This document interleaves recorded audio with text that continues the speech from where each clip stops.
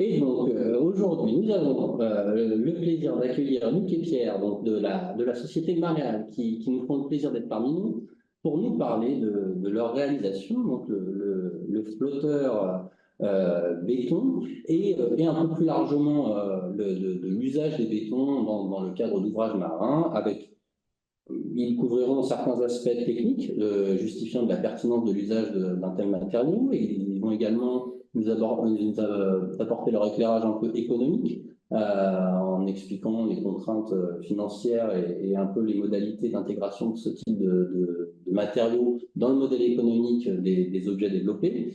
Également un volet qui abordera les principes de conception, où on verra un peu les essais qui ont été réalisés et la démarche mise en œuvre. Et enfin, un point qui abordera un peu plus la notion de durabilité, de l'usage des bétons, et probablement, je pense, nous aurons une ouverture sur peut-être la fin de vie de tout ça. Donc, ce que je vous propose maintenant, c'est de prendre la main, Luc, Pierre, vous pouvez gentiment lancer le partage de votre écran, et quand je le vois, je vous le dis, et la parole sera à vous. Là, le partage, voilà, je vois la page de garde.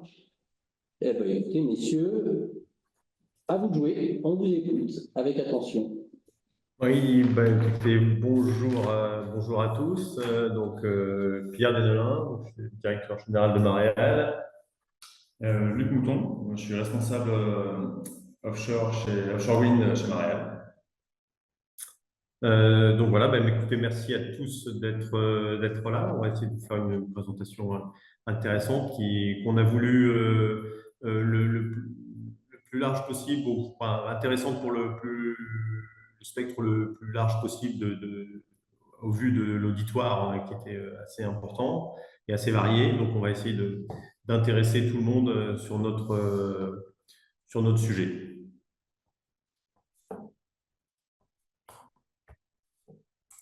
Voilà, c'est moi. Non, pas de souci. Quelques petites instructions ou des petits rappels sur la bonne chose et bonne chose pratique. Effectivement, les bons usages, merci. Voilà. Donc déjà, vous parler un petit peu du contexte en considérant que voilà, ce qu'on perçoit de ce qu'est l'éolien offshore comme un outil majeur de décarbonation, de la décarbonation voulue, qui est dans sa version flottante, qui a pour perspective d'élargir la ressource, permettant en fait, d'aller exploiter des territoires marins plus éloignés, et ce qui va aussi probablement contribuer à un niveau d'acceptation meilleur en comparaison des champs qui sont plus proches des côtes. Assez clairement, l'éolien offshore flottant affiche des ambitions très fortes à l'échelle mondiale, avec des fermes commerciales qui se dessinent comme étant des fermes de grande capacité, avec des effets probables de massification. Donc voilà, schéma qu'on va retrouver d'ailleurs en France.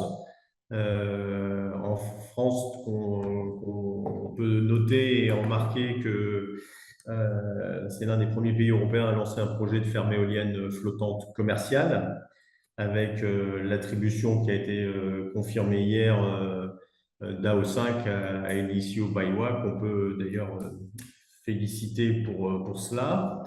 Donc l'ambition française qui prend en compte cette massification évoquée est affichée et maintenue à 45 gigawatts d'éolien offshore posés et flottants à l'horizon 2050, ce qui est quand même particulièrement ambitieux et souligne la volonté d'y venir. Donc on passe au travers des différents appels d'offres à AO5, AO6, AO9 qui justement parle de massification, c'est-à-dire d'extension des champs flottants précédents.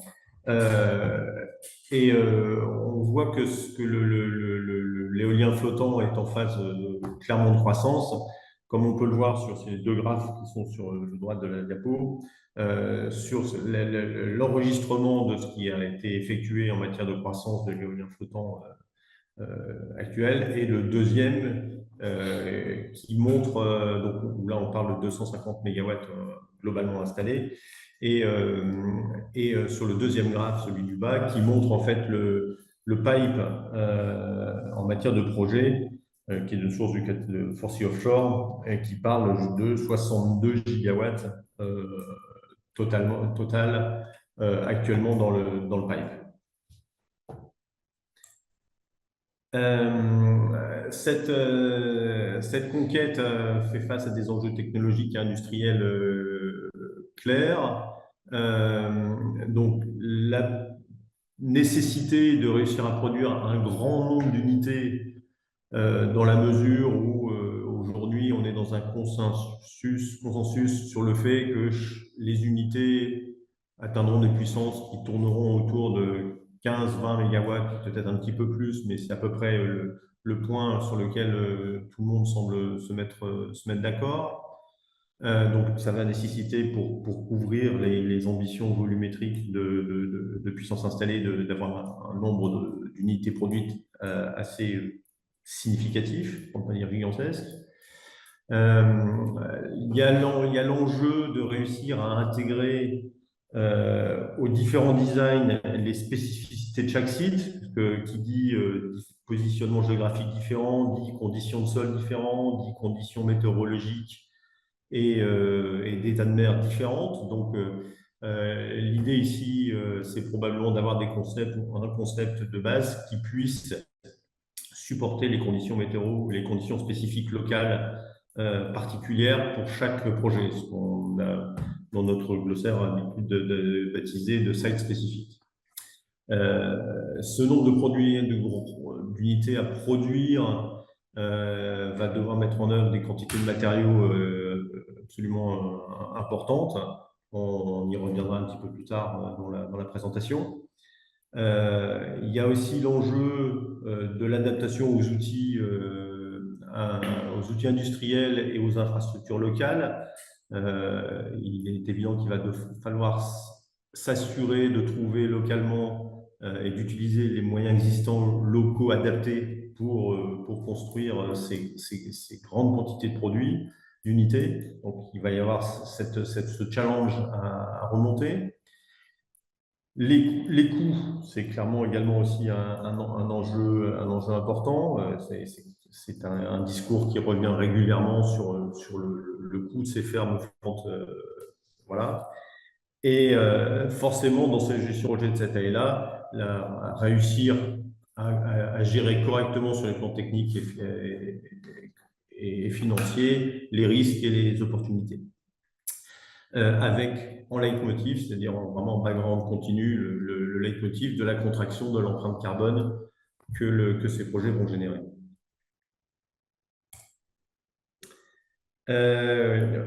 Dans cet exemple, je voulais vous parler brièvement de Mareal. Donc, Mareal, c'est une société d'ingénierie qui a été fondée en 2002, spécialisée dans la conception de structures offshore, qu'elles soient posées ou maintenant flottantes.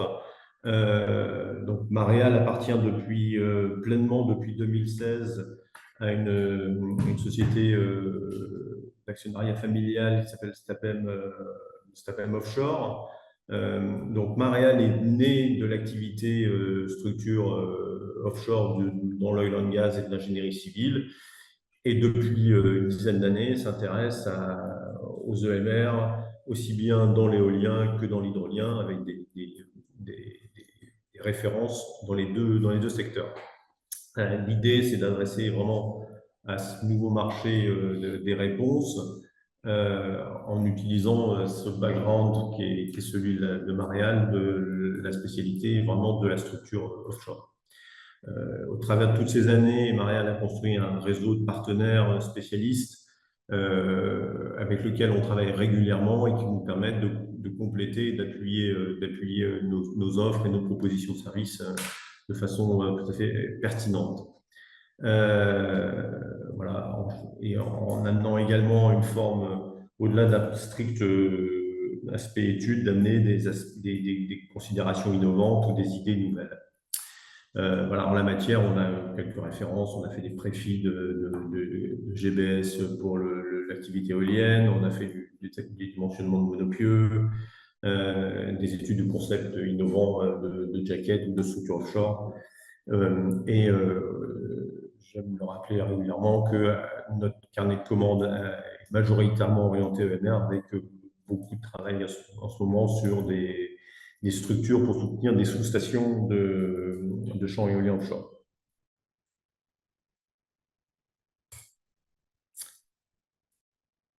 Voilà, donc maintenant, il faut trouver à répondre aux enjeux environnementaux et économiques.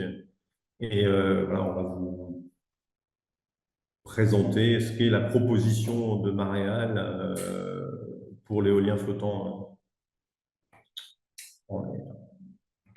Voilà. À moi donc? À toi. Ok.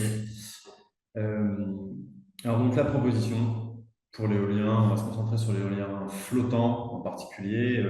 C'est un peu une journée particulière pour l'éolien flottant. Et puis l'annonce d'hier. Donc on va vous parler du XCF. XCF, c'est X-Shape Concrete Floater. Donc c'est un flotteur d'éolienne en forme de X, donc à 5 colonnes, 4 qui sont des colonnes de stabilité, flottabilité, et une qui est centrale pour soutenir l'éolienne. Il est fabriqué en béton, et on va s'attarder un peu sur le sujet et voir un petit peu plus les caractéristiques de ce flotteur.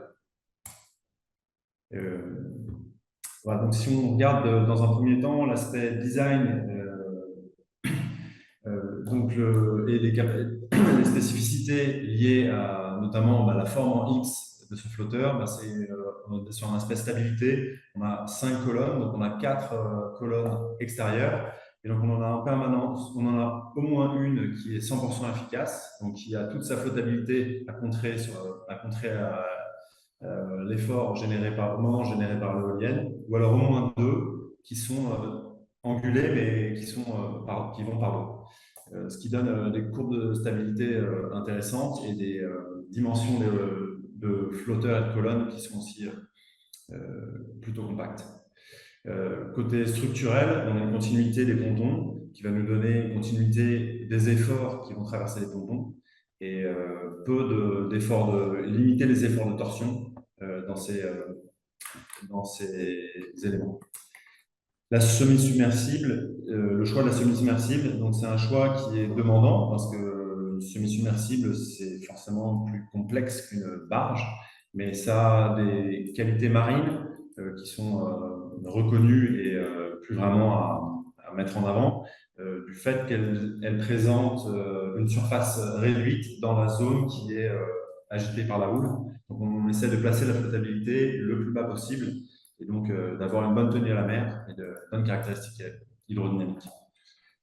On a un ballast qu'on appelle compliant, c'est-à-dire qu'on va pouvoir transférer un peu à l'instar de ce qui peut être fait en voile, même si c'est interdit en régate. On va prendre les charges sous le vent pour les transférer au vent et créer avec ça un moment qui va contrer la gîte imposée par l'éolienne. Donc c'est un élément important parce que ça permet d'avoir un flotteur plus compact, et ça demande un travail particulier parce que notamment on y est là et ensuite lorsqu'on fait les calculs, il va falloir qu'on vérifie qu'on respecte les critères donnés par les turbiniers, notamment dans le cas qui est représenté en bas à droite, on a un shutdown, ici un emergency shutdown, donc on a un arrêt très rapide de l'éolienne avec un effort avec une poussée axiale sur l'arbre qui va s'effondrer très rapidement, et donc l'éolienne qui va basculer dans le sens du ballast. Donc il faut s'assurer, notre travail dans le design, c'est s'assurer que même dans ces cas extrêmes, on reste dans des gîtes admissibles et un static tilt ou un tilt instantané qui soit admissible par les critères du turbinier. Voilà pour le design. Côté TRL, donc là c'est pour essayer de mettre en avant le travail qui a été fait donc on a un design et on a aussi un travail qui a été fait sur la partie étude de ce design, de pouvoir s'assurer de la véracité des études et des analyses structurelles de tenue du béton, hydrodynamique et couplé hydro-aéro. Donc il y a une approbation, on a une approbation en 2021 par le Bureau Veritas de l'ensemble des méthodes de conception. En 2022, au cours d'un développement conceptuel, pour un travail conceptuel pour une ferme pilote pour laquelle le flotteur a été sélectionné, il y a eu la revue des documents principaux de design, donc encore une fois structure, béton, hydrodynamique, calcul couplé, ancrage, etc., par le DNV qui a été réalisé avec des premiers loops sur les commentaires et des premiers retours et échanges sur ces notes qui ont fait largement progresser le panel de méthodes qui est défini pour l'objet. En 2022 aussi, et c'est assez important, on a eu l'occasion de réaliser une loupe de calcul couplé en partenariat avec un turbinier dans le cadre de ce même projet, ce qui est une expérience assez forte pour des designers de flottante, parce que ce sont des process et des méthodes qui sont bien particuliers et qui ont permis de fortement progresser sur ces aspects-là. Enfin, 2020 et 2022, des essais en bassin. Ah, j'ai oublié de les lancer. De distraction, ça vous changera de nos trombines. Voilà, donc ça, c'était des essais en bassin qui avaient été réalisés sur la 15 MW. Et on voit, on a pu confirmer les bonnes caractéristiques de tenue à la mer du flotteur dans des mers assez extrêmes, comme vous allez pouvoir le voir. On va quasiment avoir de l'eau sur la surface des colonnes, qui est un peu un critère de design. Et aussi et surtout faire des calibrations sur les outils hydrodynamiques et de calcul couplé pour être certain que lorsqu'on fait des simulations, des analyses, on est calibré, on est quelque chose de réaliste par rapport aux essais, par rapport à la réalité. Par rapport à ces éléments-là, on se définit comme une TRL d'environ 6, c'est-à-dire qu'à 5, on a validé sur une maquette à l'échelle, et 6, c'est des validations de sous-systèmes. Alors donc, nous, les sous-systèmes, c'est l'utilisation de différentes briques, telles que le béton au milieu maritime, très contraint et renforcé avec des renforcements acier, des ancrages, la partie ancrage, la partie semi-submersible. Donc, c'est plusieurs briques qui ont toutes été individuellement validées et confirmées de longue date. Voilà. Alors, si la vidéo s'arrête. OK. Donc, de quoi on parle lorsqu'on parle d'un flotteur d'éolienne et en particulier du XCF? On a fait des designs en 6, puis en 10, en 15 et maintenant sur le 20 MW avec à chaque fois, c'est pas une mise à l'échelle, c'est pas une OTC, c'est avec la batterie de calcul qui va derrière, d'analyse, etc., de dimensionnement structurel. Et notamment avec un passage de soft-TIF vers stiff-TIF en 20 MW, donc c'est plus pour les initiés. En gros, c'est qu'on va avoir le mode couplé du mât et de la turbine, couplé avec l'éolienne, qui va être plus bas que la fréquence de passage des pales devant le mât en soft-TIF, donc c'est pour les plutôt petits flotteurs. Et quand on arrive à des grosses turbines, la fréquence de passage des pales devient trop basse et vient poser des problèmes par rapport à la fréquence de la houle. Et donc, on est obligé de passer au-dessus. Et donc, c'est ce qu'on a fait pour le 20 MW. En termes de... On peut en parler après, avec plaisir, après le webinaire, si vous demandez des infos. En termes de masse, donc le déplacement, on a une règle, on donne évidemment des valeurs qui sont volontairement floutées, mais l'ordre de grandeur dont on a besoin ici, c'est environ 1 millier de tonnes par mégawatt. Donc on a 15 000 tonnes pour la 15 MW et 20 000 tonnes pour la 20 MW. Donc ça nous fait des quantités de matière pour des fermes qui vont être importantes comme Tipierre. C'est des choses qu'il faut gérer. Les tirants d'eau à quai, on reste sur 11 mètres, qui est un critère de design où on a voulu volontairement rester dans des profondeurs qui soient compatibles avec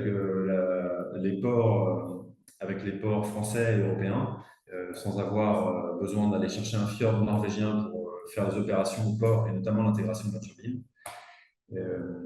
Alors qu'en opération, lorsqu'on fait en production sur champ, on est plutôt sur 15-16 mètres de tirant. Les dimensions, alors on peut être surpris par le fait qu'on est à 72 mètres de côté pour la 15 MW et seulement 74 pour la 20. C'est lié à cette histoire de fréquence. On a voulu rester assez compact pour la 20 MW. Voilà. Et ensuite, dans les deux cas, on valide les critères qui sont donnés par le turbinier. Donc là, on a mis le tilt, donc l'angle moyen de gîte en opération, et puis les périodes de pilonnement, les périodes de roulis. On a aussi des données sur les accélérations qui ont pu être confirmées. Donc on arrive un peu à la fin de cette partie design. Sur la partie TRL aussi, un flotteur, ça nécessite tout un tas d'intégrations de systèmes. Et sur le XCF, on a un ensemble qui est assez abouti, avec notamment un système d'ancrage complet qui avait été défini dans le cadre du conceptuel pour la O5 sur 15 MW de NRL, en extrême, en accidentel et aussi dans les cas de fatigue, pardon. On a un package d'ensemble avec les estimations des masses qui est défini en entier au niveau conceptuel pour la 15 MW, et tout l'ensemble des systèmes marins avec les systèmes de ballastage, les systèmes d'assèchement, les accès, éclairage, HVAC, qui sont aussi définis. Pour toutes les parties HSE, et donc sécurité environnement, hygiène, sécurité environnement et opération et maintenance, on a eu aussi une brique qui est définie, qui a été mise en place et spécifiée sur la base d'analyse de risque qui ont été faites dans le même projet. Voilà, donc on en arrive donc dans le flotteur. Est-ce que cette résolution du XCF répond aux aspects environnementaux et économiques? La première brique, c'est de dire que cette solution qui est étoffée et qui est assez robuste, dans le sens où quand on arrive à définir les aspects économiques et les aspects écologiques, on part sur cette base de design qui est quelque chose de solide. C'était dans ce contexte-là qu'on voulait présenter cette partie-là. Donc, si on passe sur le choix du béton et le cœur de ce webinaire. Alors, tout d'abord, le béton dans le domaine de structure offshore. On va avoir cette année un anniversaire un peu particulier. C'est l'anniversaire des barrages d'Arromanches qui ont 80 ans, qui vont avoir 80 ans. Bon, j'ai mis un tout petit, mais elles ne sont pas en très bon état. Mais par contre, la maintenance, elles ont été maintenues pendant environ quelques mois. Et elles sont toujours là. Et elles étaient censées être utilisées peu. Voilà, elles n'ont pas été très utilisées, c'est vrai. Mais soumises à l'environnement malgré tout. Plus sérieusement, on a beaucoup d'exemples dans la mine. On n'est vraiment pas exhaustif. Là, on a déjà une quinzaine d'exemples qu'on pourra détailler plus tard si vous voulez, ne serait-ce que sur les GBS, donc les Gravity Based Structure, les fondations gravitaires en béton pour l'éolien uniquement. Là, on a voulu insister sur celles qui sont un peu emblématiques. Donc, on a bien sûr le FPSO Encosa, qui est une construction en béton, qui était pour Total, qui a été réalisée, qui est entrée en production en 1995, qui est toujours en service avec pas mal de publications, notamment sur la maintenance, qui ont été faites par Total.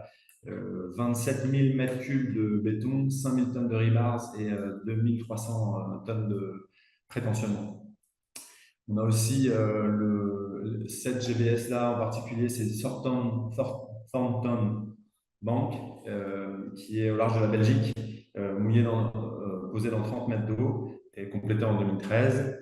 Et puis enfin la plateforme Troll B sur les côtes de mer du Nord, qui était entrée en production en 1995 et qui est toujours en service actuellement. On y reviendra un peu plus tard. Voilà, donc, le but n'est pas d'être exhaustif, mais finalement, en fait, les structures marines en béton et les structures flottantes en béton, il y en a vraiment un grand nombre. Donc, le béton en milieu marin.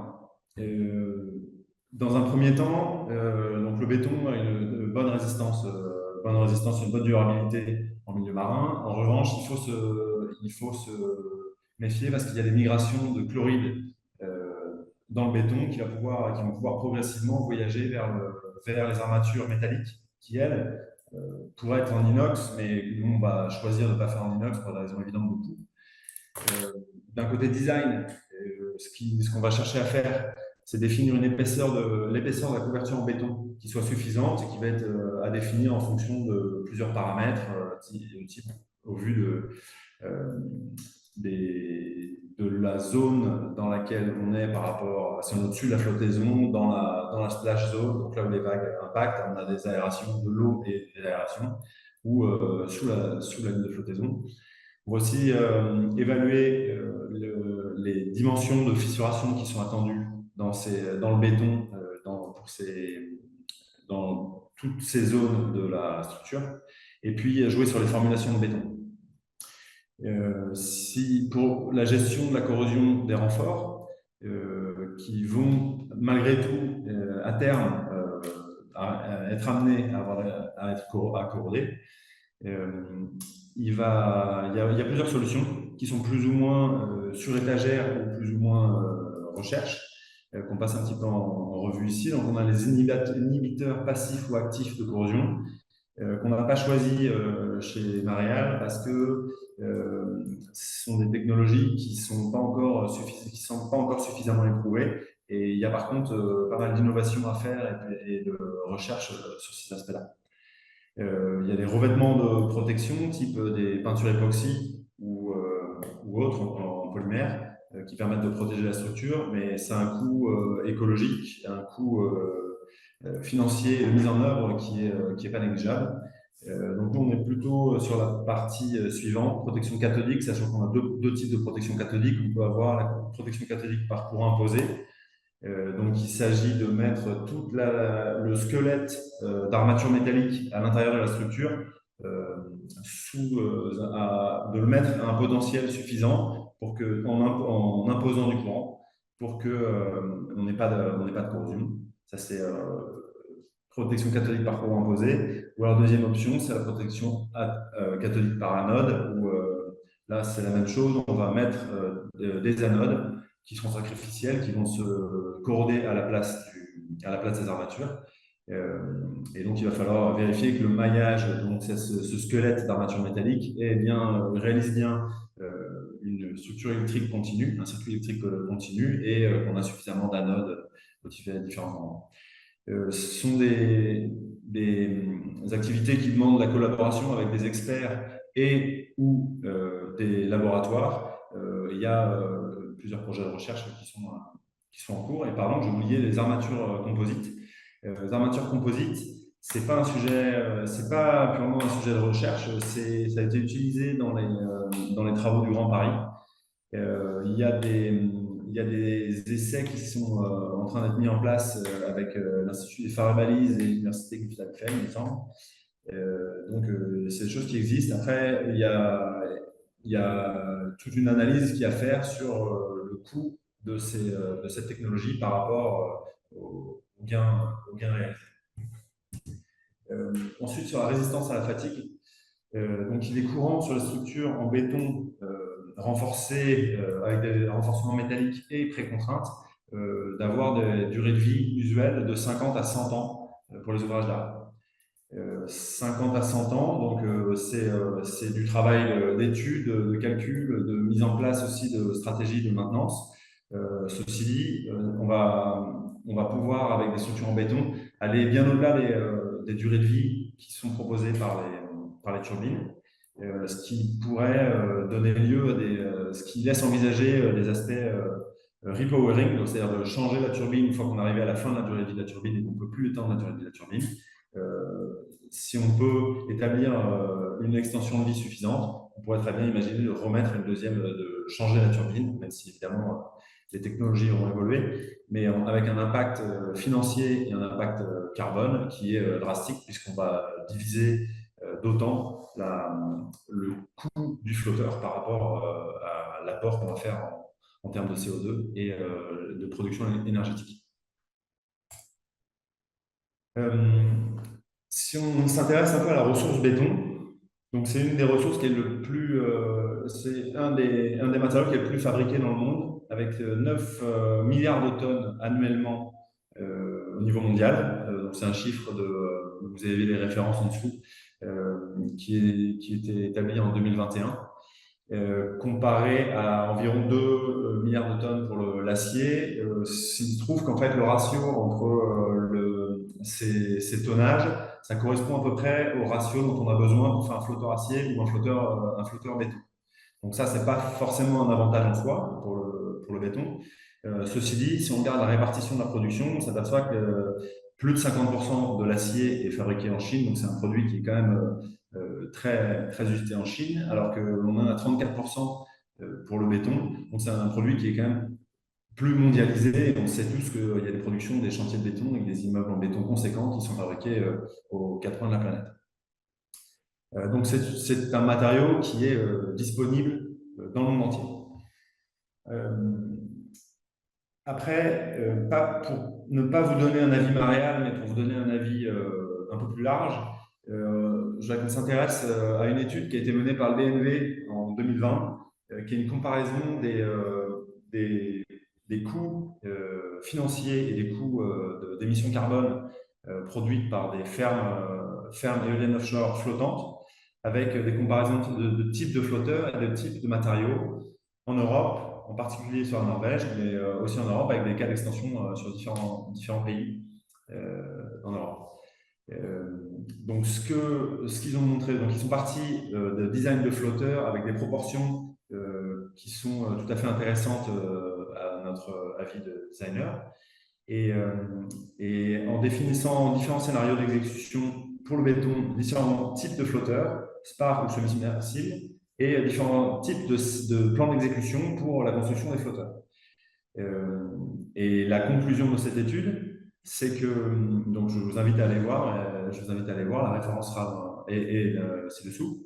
Et la conclusion de l'étude, c'est que on a en Europe la possibilité, et donc c'est réaliste d'imaginer de fabriquer des fermes entières de flotteurs en béton avec une bonne probabilité de réussite des projets vu l'infrastructure existante, et aussi une compétitivité en termes de prix pour des chantiers qui peuvent être tout à fait nomades, donc se déplacer un peu à l'instar de ce qui se fait dans le génie civil, où on va faire un ouvrage d'art ici et là, et on ne va pas laisser de traces du chantier en sortie de projet.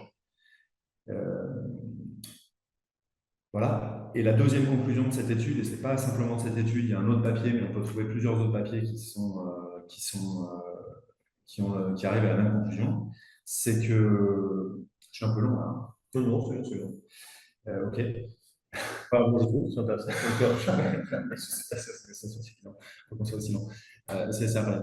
Et la deuxième conclusion, c'est qu'en fait, contrairement à une idée reçue, où en fait le béton est souvent pointé du doigt comme une source, comme un danger pour l'émission de CO2. Donc oui, évidemment, la production de béton et la production d'acier amènent des émissions de CO2. Ceci dit, quand on regarde le cycle de vie complet d'un champ, qu'il soit fabriqué en acier ou qu'il soit fabriqué en béton, on a un bilan carbone bien plus positif pour un champ d'éoliennes béton plutôt qu'un champ d'acier. Et en particulier, dans le cas où on va aller délocaliser la production des flotteurs acier vers des pays à l'autre bout du monde, comme ça peut être imaginé. Par contre, il faut prendre l'ensemble de la durée de vie du champ. Et si on regarde, donc on ne les a pas mis là volontairement pour rester un peu high level, mais si on regarde les taux d'émission pour un volume de béton, de CO2, et les taux d'émission pour un volume d'acier, on est très, très différents. On est très inférieur sur le béton. Donc si on s'intéresse au béton, donc le béton c'est quoi? C'est en majorité des granulats, du sable, du ciment et de l'eau. comme on voit sur la figure orange. J'espère que vous arrivez à lire les chiffres mieux que moi, parce que je n'y arrive pas ici. Et si on regarde à droite le deuxième camembert, l'impact carbone de chacun de ces matériaux, on voit qu'en fait, c'est complètement trusté, l'impact carbone est complètement trusté par l'impact du ciment. Donc, on ne dit pas ici qu'il n'y a pas d'impact à aller chercher des quantités importantes de sable, et ça, c'est un autre problème, ce n'est pas le scope d'aujourd'hui, et c'est vraiment quelque chose sur lequel il faut travailler. Mais par contre, si on regarde l'impact carbone, on voit que c'est le ciment qui truste, on voit qu'il faut se concentrer sur le ciment. Donc, le ciment, qu'est-ce que c'est? C'est un process qui vient de la décarbonation de la chaux, donc de le calcaire et de l'argile qu'on va broyer et ensuite passer dans un four à 1450 degrés. Et la réaction, pour produire le ciment, va émettre une grande quantité de CO2. Donc là, il y a deux leviers. On voit apparaître deux leviers de réduction des émissions de CO2 du béton. C'est l'utilisation d'énergie à faible émission de CO2 pour l'alimentation d'énergie du four. Et la deuxième, c'est la réduction de cette part de CO2 qui est relâchée par la réaction, qui doit passer soit par des reformulations des ciments, soit par du carbone capture, soit et ou avec du carbone capture et de l'enfouissement. Il y a déjà des projets qui travaillent sur le sujet et qui lancent des industrialisations. Ensuite, aussi, évidemment, il y a des possibilités d'optimiser les classes de ciment qui sont utilisées, qui vont permettre de faire des gains en termes d'émissions carbone. Voilà, concrètement, pour le XCF comment est-ce qu'on fabrique des XCF?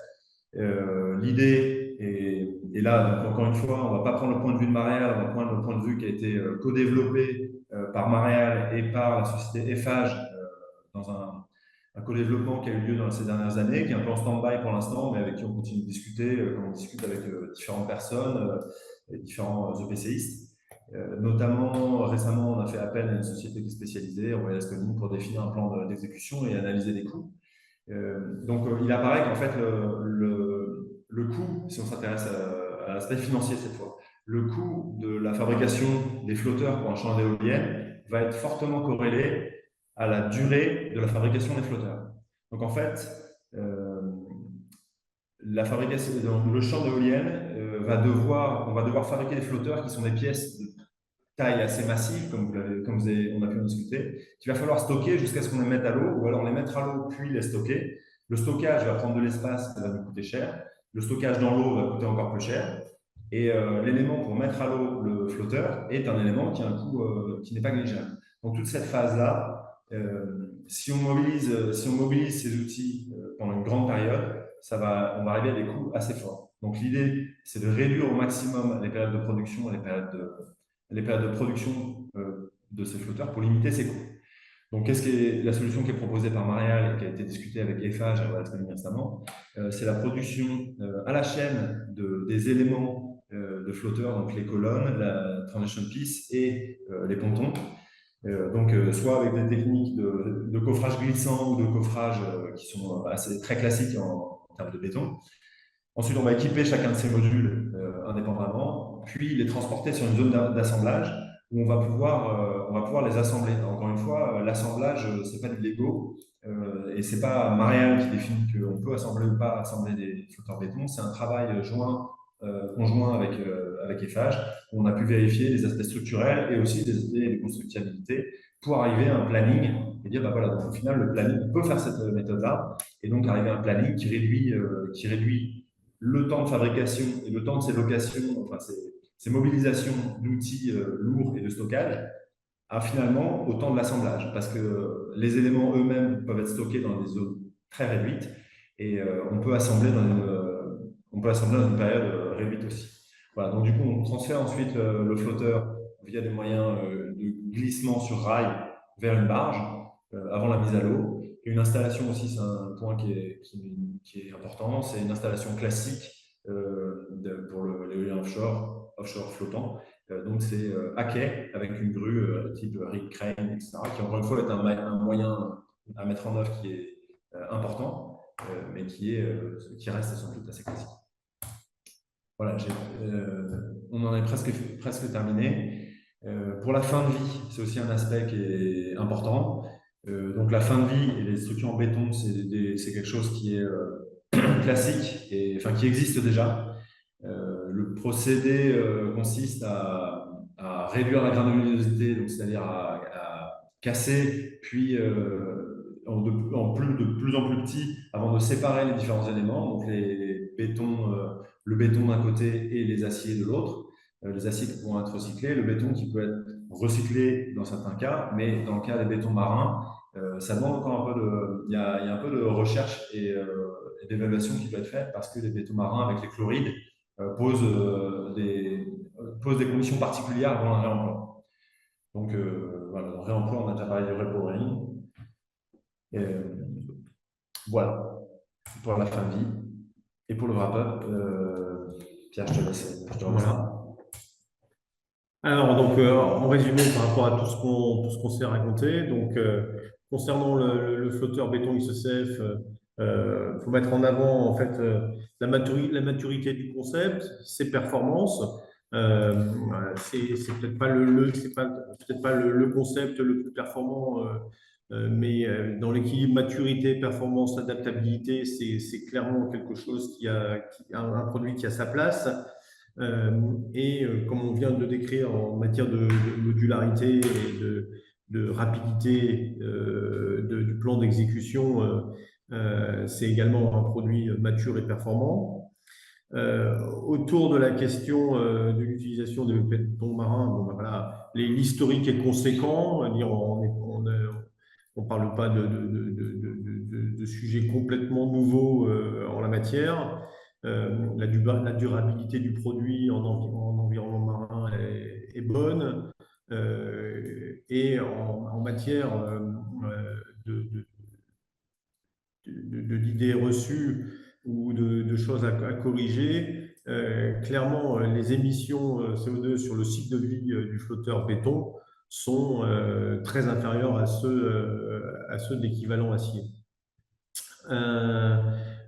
Il y a une dimension qui est importante à prendre en compte, c'est l'aspect local de la réalisation de la réalisation et de la mise en œuvre de ces unités près des champs qui seront mis en place.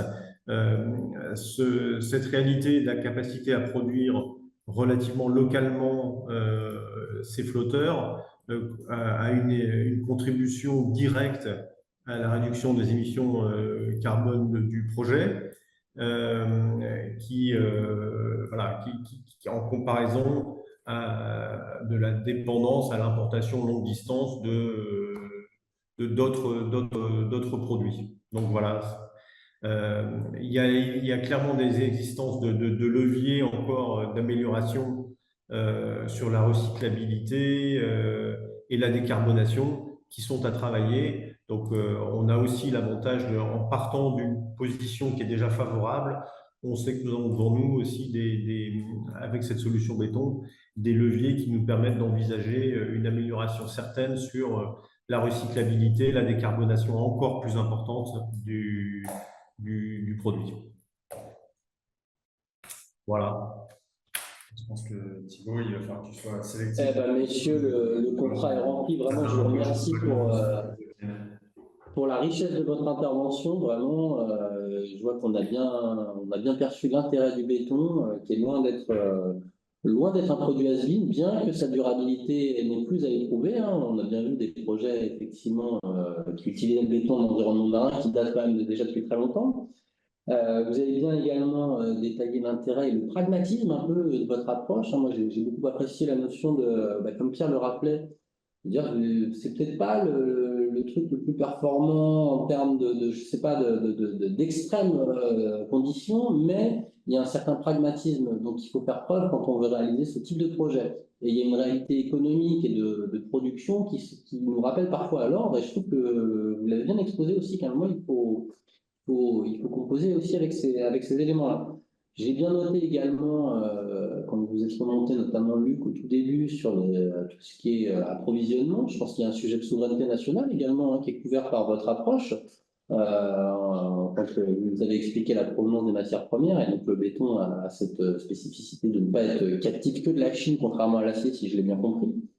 Donc vraiment, merci beaucoup pour tout ça. Je vois que nous avons quelques questions qui commencent à nous parvenir. Donc j'ai une première qui a été posée en amont dans le chat, qui vous demande si les développements que vous avez faits dans le design, notamment de votre flotteur, avaient été faits en lien avec les turbines. Et la question est quand même précise pour savoir si pour le modèle 20 MW que vous nous avez exposé, est-ce que ça a été développé en lien avec un turbinier spécifique ou pas ou... Donc, est-ce que la 20 MW a été développée avec une turbine, la turbine d'un turbinier? Voilà. Là, je pense que le sens de la question est de savoir si vous êtes, si ce n'est dépendant, en tout cas, il y a une collaboration plus forte avec un turbinier spécifique, ou au contraire, votre approche est d'essayer d'être le plus universel possible. Je devine que c'est le sens de la question. Oui, c'est une très bonne question parce que vu l'expérience qu'on a eue sur la 10 MW où on a fait le travail de faire un calcul couplé complet avec un turbinier, c'est un travail très particulier, il y a des spécificités à prendre et c'est assez différent de ce qu'on peut faire dans un bureau d'études, même avec des compétences en aéro et en contrôle et en hydrodynamique. On a eu cette expérience avec la 10 MW. Sur la 15 MW, c'était avec la turbine NREL, qui est une 15 parfois considérée comme une 18 MW. Et sur la 20 MW, c'était une turbine qui avait été développée par le turbinier, pas par le turbinier, par le développeur qui nous avait demandé une collaboration.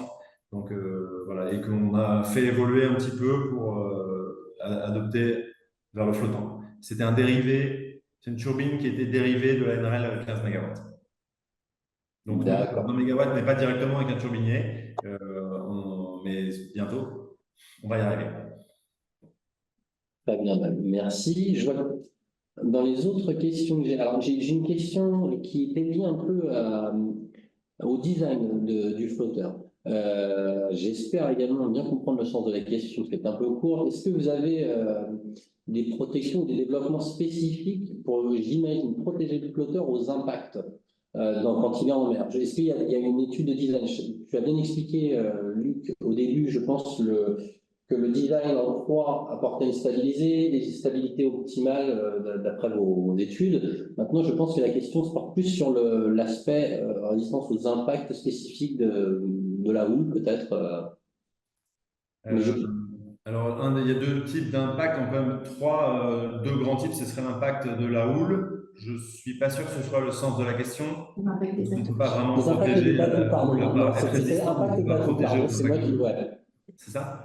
Et le Ouais, deuxième type, c'est collision avec un navire. Donc, il y a évidemment les CTV, Crew Transfer Vessel, qui risquent, ils vont venir très souvent, donc ils risquent d'impacter la structure, mais qui sont des navires de dimension assez petite. Et le deuxième, c'est un impact avec un SOV, donc qui est un navire beaucoup plus conséquent, qui pourrait venir en support du champ. Enfin, on peut aussi imaginer un cargo qui fait une fausse manœuvre et qui finit dans, le, dans une éolienne. C'est difficile d'imaginer un système pour éviter ces impacts. Donc nous, on a fait des travaux sur les collisions pour essayer de caractériser quel serait le type de brèche avec des calculs non linéaires qui doivent être calés sur des essais, des choses comme ça. Quel type de brèche on peut attendre en fonction des types d'impacteurs. Donc, est-ce que c'est un SOV ou un CTV? Ensuite, il y a un autre truc, c'est que en béton en particulier, et là, nous, l'approche qu'on a choisie, c'était un peu dans le package de base, c'est de vérifier la stabilité après avarie. Donc, on vérifie que chaque capacité puisse être envahie et qu'on ne perde pas la stabilité de l'unité. Donc, on va arrêter de produire, évidemment, s'il y a une capacité qui est envahie, s'il y a une collision. En revanche, on va pas perdre, on va pas retrouver le flotteur sur le dos si jamais il y avait une collision et une voie d'eau. Voilà, j'espère que ça répond un peu à votre question. Oui, c'est tout à fait le sens, effectivement. On parlait bien de collision avec des navires, en fait. Donc, voilà, tu avais très bien interprété. Merci pour cette réponse. Et je vois qu'on a encore une question là, qui revient un peu sur la notion de flotteur soft-stiff dont tu nous as parlé tout à l'heure pour les 15 MW. Et la question est de savoir est-ce que c'est valable quel que soit l'environnement dans lequel sont disposés ces éléments. Est-ce qu'il y a des contraintes particulières, je pense, d'espace, d'environnement? Est-ce qu'il y a peut-être des règles où ça ne s'appliquerait pas? Là, je t'avoue, je me remets à toi. Alors en fait, en fonction de l'environnement, si on fait des flotteurs pour des baies fermées ou pour de la Méditerranée, on aura plus de possibilités de jouer sur le design de flotteurs parce que les environnements sont moins sévères. Donc on a moins de requis, donc on peut choisir un peu plus ce qu'on fait. Quand les environnements deviennent très extrêmes, type mer du Nord, il y a des requis de structure qui imposent certains éléments de structure notamment, et puis aussi de design général du flotteur, qui peuvent rendre effectivement le problème un peu plus compliqué. Après, on n'a pas designé encore pour l'instant de XCF en 15 MW pour tous les environnements qui peuvent exister. Donc, je vais manquer un peu d'éléments pour répondre à cette question. Pour l'instant, on n'a pas rencontré le problème. Mais je ne dis pas que ce serait interdit et je ne dis pas que certains environnements n'imposent pas différentes stratégies. Bien, merci. Alors, je crois que nous avons fait le tour des questions. Je n'en ai plus particulièrement. Je vois que l'heure est quasiment bonne, mais moi j'en aurais peut-être une un peu. Est-ce que vous êtes impliqué dans des comités normatifs ou des choses comme ça? Parce que je devine que ça doit être très codé, hein. Tu as abordé le sujet au début, notamment de la certification des ouvrages, qui est étroitement lié aux aspects assurantiels, et tout ça est étroitement conditionné par des notions de normes. Donc, je voulais savoir s'il y avait des comités normatifs, des choses comme ça, et de savoir si vous étiez impliqué dans ce genre de démarche ou pas. Là, c'est vraiment par curiosité. Alors, il existe bien entendu des comités normatifs qui ont déjà travaillé sur ces dossiers. La preuve en est, puisque on a obtenu un approval principal du BV et une revue par le DNV de notre méthodologie de design. Donc, ce qui veut bien dire qu'ils ils font référence et amènent leur propre science, entre guillemets, pour venir qualifier et valider ce qu'on fait. Et il y a des groupes de travail qui planchent avec l'aide de ces sociétés de classification, en général, comment dire, organisées ou animées par les sociétés de classification dont l'origine ou la raison d'être, c'est bien de rassurer l'assureur. Et oui. Et c'est clairement pour les premiers champs commerciaux à venir une dimension qui est probablement pas négligeable dans le coût final du développeur, puisque les assureurs n'auront pas vraiment comment dire, de retour d'expérience sur ce sujet. Donc, ils vont s'appuyer beaucoup sur les sociétés normatives pour juger du risque qu'ils prennent. Donc nous, on essaie de contribuer et de participer à ces comités ou en tout cas à suivre leur travail et voilà, et à continuer à échanger avec nos co-traitants ou disons les partenaires avec lesquels on travaille et également avec les potentiels constructeurs pour comprendre où les risques sont pris sur la partie design et quelles sont leurs contributions en matière d'identification des risques techniques pris, là où, voilà, où le concept peut présenter un risque que nous n'aurions peut-être pas identifié. Donc la réponse, c'est oui, pas forcément encore très directement, mais oui, bien sûr, on s'y intéresse et on est bien entendu en contact avec ces sociétés normatives. Très bien, merci. Effectivement, je constate en tout cas au travers de tout ce que vous nous avez présenté que le béton a encore plein d'axes d'innovation, hein, que ce soit pour les protections à la corrosion, de l'instrumentation, des choses comme ça, même si c'est un matériau qu'on connaît tous extrêmement bien, hein, on en est entouré. On voit que c'est aussi un matériau d'avenir au travers de ce que vous nous avez expliqué. Donc, je vous remercie également pour cette présentation. Je pense que nous avons fait le tour des questions, j'en suis même certain. Donc, je vous propose de conclure. Donc, je vous remercie. Je vais pouvoir libérer tout le monde. Vraiment, merci à Luc et à Pierre pour la richesse de leur intervention, la qualité de la présentation. N'hésitez pas si vous avez des questions par la suite, par écrit, on pourra toujours y répondre. Et comme je vous le disais, le prochain webinaire WIMEC donc, se déroulera le 26 juin, là je ne fais pas de bêtises, en direct du Salon Synergie, et vous aurez le plaisir de connaître les lauréats de l'appel à projet Recherche Numérique 2024. Mais sur ce, je vous remercie tous, et puis je vous dis à très bientôt. À bientôt. Merci. Merci beaucoup. Au revoir. Merci à tous. Merci, William.